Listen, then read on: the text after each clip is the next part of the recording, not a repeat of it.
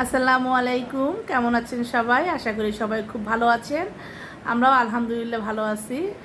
তো আজকে দুপুরে রান্না করব দুন্দুল দিয়ে চিংড়ি মাছ দিয়ে, তবে তেল ছাড়া। আর রান্না করব লতি চিংড়ি মাছ কাঁঠালি বিচি দিয়ে। তো রান্না শুরু করা যাক। আমি এখন চুলা অন করে দিছি, কড়াইয়ে গরম হয়ে গেছে।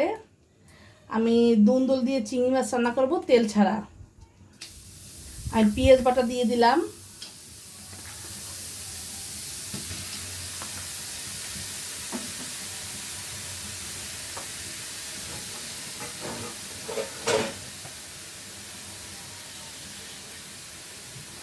পানি দিয়ে দিলাম সামান্য,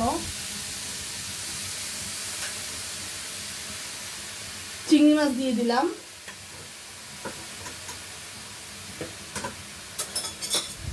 নেড়ে দিব।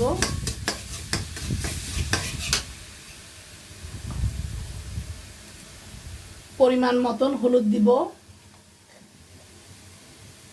মরিচের গুঁড়া সামান্য সামান্য মরিচের গুঁড়া দিব। আমি এখন নেড়ে চেড়ে নিব।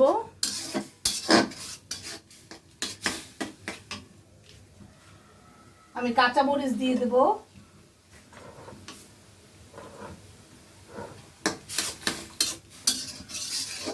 এই মশলাটা কষানো হলে তারপর আমি দুন্দুল তরকারি দিয়ে দেব। লবণ দিয়ে দিব স্বাদ মতো।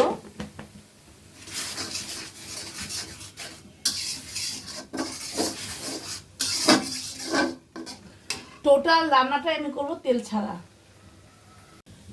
তরকারি মশলা কষানো শেষ, এখন আমি দিয়ে দেব তরকারি।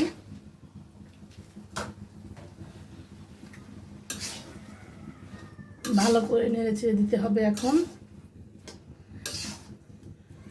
টোটাল রান্নাটাই কিন্তু তেল ছাড়া।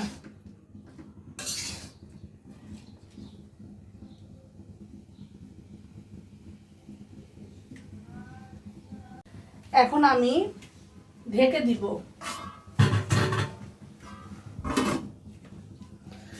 জালটা একটু বাড়িয়ে দিব, কারণ এই তরকারিটা থেকে প্রচুর পরিমাণে পানি বের হয়, যার কারণে কোনো পানি দিতে হবে না। আমি জালটা বাড়াই দিব, এটা এখন আস্তে আস্তে সেদ্ধ হয়ে যাবে এবং অনেক ঝোল বের হবে। রান্না দ্রুত করার জন্য আমি পাশের চুলায় এখন আমি লতি রান্না করব। তো চুলা অন করলাম, কড়াই গরম হয়ে গেছে, আমি তেল দিয়ে দিয়েছি। এখন আমি পেঁয়াজ দিব,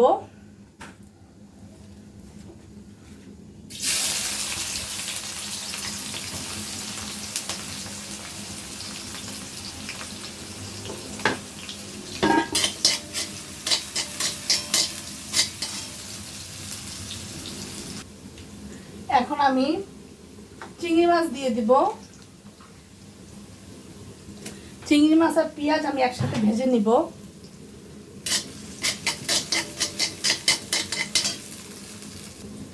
লতির মধ্যে আমি সামান্য একটু রসুন বাটা দিয়ে দেব। মরিচের গুঁড়ো আমি দেই না, তো আজকে একটু সামান্য দিলাম। হলুদের গুঁড়ো দিলাম,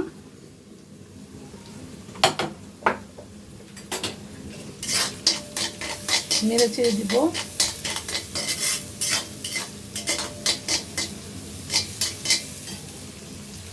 এর মধ্যেই আমি যে কাঁঠালের বিচি রেখেছিলাম, বিচিগুলো আমি একদম কুচাইয়া সুন্দর করে রাখছি, ওগুলো দিয়ে দেব। দিয়ে সব মশলা এগুলো সব একসাথে কষাবো।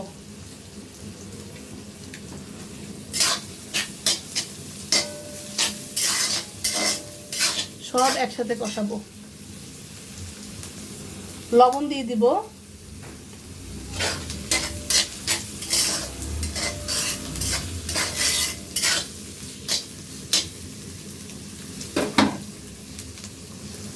এদিকে আমি একটু দুন্দুল তরকারিটা নেড়ে চেড়ে দিব। তেল ছাড়া দুন্দুল তরকারি খুবই সুন্দর দেখতে। এখন খেতে কতটা ভালো লাগবে জানি না, সেটা খাওয়ার সময় বুঝতে পারবো।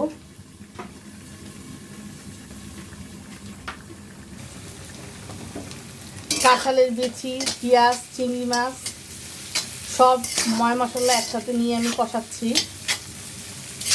বেশ কিছুক্ষণ আমি কষাবো, তারপরে আমি লতি দিব। আমি এখন লতি দিয়ে দিব।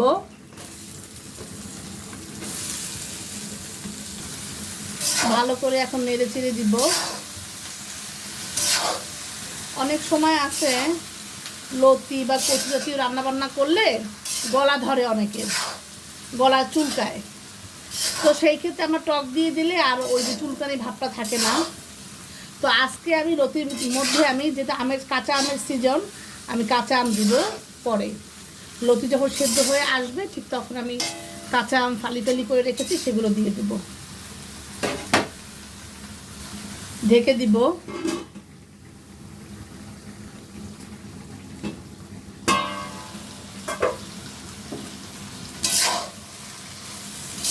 লতিটা একটু নেড়ে চেড়ে দিব।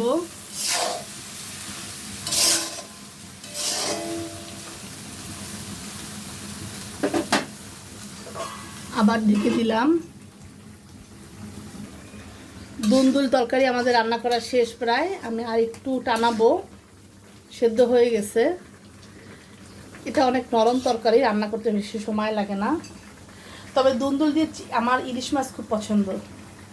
আপনাদের ভালো লাগে কিনা আমি জানি না, আমি বাসায় দুন্দুল দিয়ে সবসময় ইলিশ মাছ দিয়ে রান্না করি। আজকে আমি একটু চিংড়ি মাছ দিয়ে রান্না করলাম তেল ছাড়া। আশা করি ভাল লাগবে বাসার সবার।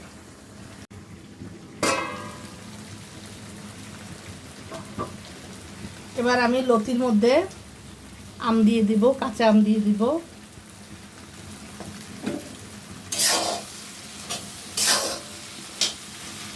কাঁচা আম দিয়ে নেড়ে ঢেকে দিব।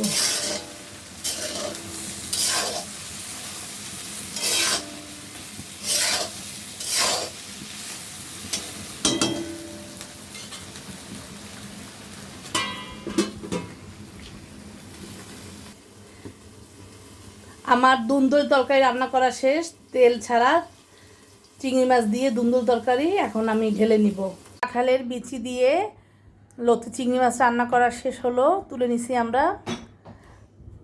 তেল ছাড়া দুন্দুল দিয়ে চিংড়ি মাছ। আজকের ভিডিওটি এ পর্যন্তই। ভালো থাকবেন সবাই। আল্লাহ হাফেজ।